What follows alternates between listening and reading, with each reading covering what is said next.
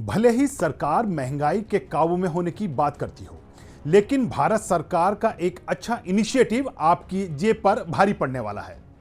सरकार अपने इस इनिशिएटिव की अच्छी बातों का भले ही जमकर प्रचार करे, लेकिन वह जनता को इस इनिशिएटिव से उनकी जेब पर पड़ने वाले असर के बारे में नहीं बता रही।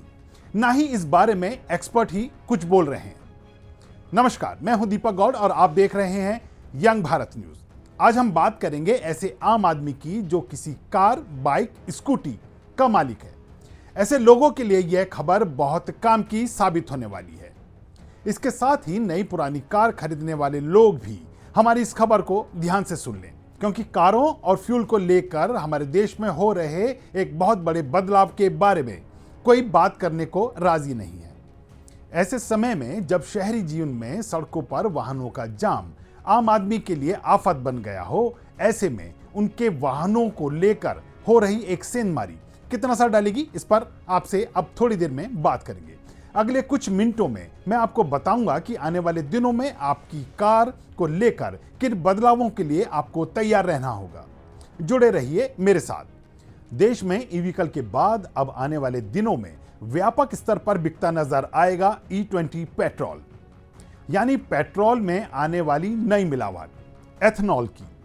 इसका असर आपकी गाड़ी के माइलेज पर पड़ेगा। इतना ही नहीं, इसके चलते पुरानी गाड़ियों में फ्यूल लाइन और सील जैसे पार्ट्स बदलने की नौबत भी आ सकती है। तो चलिए इस मामले को विस्तार से समझते हैं। असल में भारत ने देश में कार्बन उत्सर्जन को कम करने और स्वच्छ ईंधन के साथ कच्चे तेल के आयात पर निर्भरता कम करने की दिशा में एक बड़ा कदम उठाया है। यह कदम है देश में शुरू हो चुका E20 पेट्रोल का दौर। अब इस नई व्यवस्था को लेकर सरकार का दावा है कि इससे किसानों की आमदनी बढ़ेगी और विदेशी तेल पर निर्भरता घटेगी। लेकिन वाहन चालकों के लिए सवाल है, क्या बढ़ेगा खर्चा और माइलेज पर क्या पड़ेगा असर? भारत ने E20 पेट्रोल यानी 20% एथनॉल और 80% पेट्रोल का मिश्रण अपनाना शुरू कर दिया है। यह लक्ष्य पहले 2030 के लिए तय किया गया था, लेकिन अब इसे तेजी से आगे बढ़ाकर 2025 के अंत तक पूरे देश में लागू करने का तय किया गया है। अब ऐसे समय में जब तेल को लेकर भारत अमेरिका आमने सामने आ गए हों और रूस अपना तेल भारत को बेचने के लिए डिस्काउंट ऑफर दे रहा हो, भारत एक ऐसी व्यवस्था की ओर आगे बढ़ रहा है जिसमें कच्चे तेल के लिए दूसरे देशों पर निर्भरता को कम से कम किया जा सके। इसी को ध्यान में रखते हुए मोदी सरकार इस साल के अंत तक देश में E20 पेट्रोल को पूरी तरह से लागू करने की योजना पर जोर शोर से काम कर रही है। हालांकि इसका जिक्र अभी खुलकर नहीं हो रहा है, ना ही लोगों को इसके बारे में कोई जानकारी विस्तार से दी गई है। तो चलिए हम इस वीडियो के जरिए आपको हर जानकारी देते हैं। सबसे पहले बात करते हैं आपकी अब तक उत्पन्न हुई जिज्ञासा को लेकर। अब आपके मन में सवाल उठ रहा होगा कि क्या भारत में अब सारी पेट्रोल E20 है? तो आपको बता दें कि अभी सभी पेट्रोल पंपों पर E20 नहीं बिक रहा है। वर्तमान में देश में कई पेट्रोल पंपों पर E10 यानी 10% एथनॉल वाला मिश्रण और E20 दोनों उपलब्ध हैं। फिलहाल E10 ज्यादा व्यापक रूप से उपलब्ध है, जबकि E20 को धीरे धीरे चुनिंदा इलाकों में लागू किया जा रहा है। सरकार का लक्ष्य है कि 2025 तक पूरे देश में E20 पेट्रोल पंप उपलब्ध हों। आपका दूसरा सवाल हो सकता है कि ये E10, E15 और E20 में क्या फर्क है? तो नाम के अनुसार ये पेट्रोल में मिलाए गए एथनॉल की मात्रा को दर्शाता है। E10 का मतलब है 10% एथनॉल, E15 यानी 15% और E20 यानी 20% एथनॉल।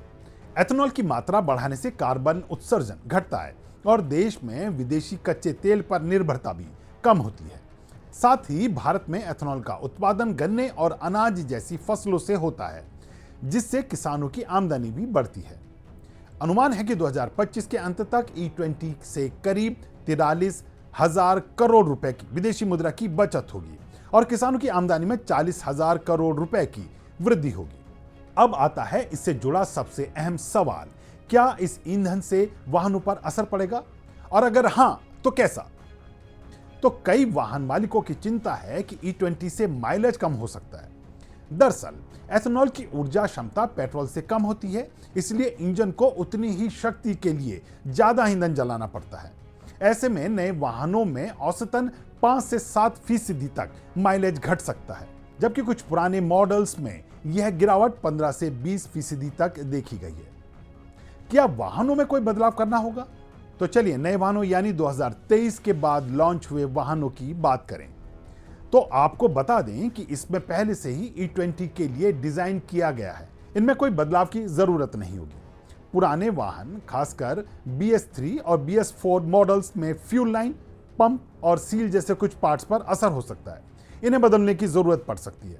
हालांकि ये पुर्जे महंगे नहीं होते। चलिए अब बात करते हैं आखिर भारत E20 की ओर क्यों बढ़ रहा है। तो आपको बता दें कि इस बदलाव से कई फायदे होंगे।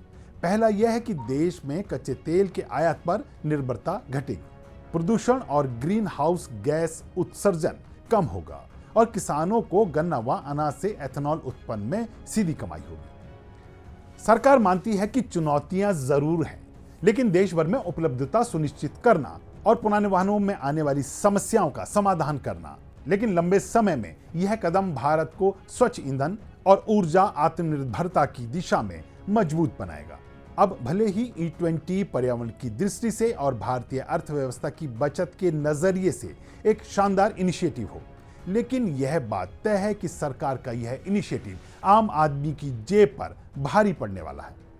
असल में पहले से आसमान छूती तेल की कीमतों ने वाहन चालकों के लिए परेशानी खड़ी कर दी है। ऊपर से महानगरों में लगने वाले जाम ने आम आदमी की जेब पर तेल के नाम पर चोट मारना जारी रखा हुआ है। लगातार कारों की बढ़ती कीमतें और इसके साथ अब माइलेज का कम होना या पुरानी गाड़ी में कई बदलाव करना लोगों के लिए कष्टकारी तो है ही। बहरहाल आने वाले दिनों में अभी यह मामला गर्म आएगा। हो सकता है विपक्ष भी इस मुद्दे को लोगों की जेब से जोड़ते हुए सड़क पर नजर आए। वहीं पीएम मोदी ने भी दिवाली के करीब जीएसटी में छूट दिए जाने के संकेत दिए हैं। ऐसे में संभावना है कि लंबे समय से तेल को जीएसटी के दायरे से बाहर करने की मांग पर सरकार संज्ञान लेगी, लोगों को राहत देने की कोशिश होगी।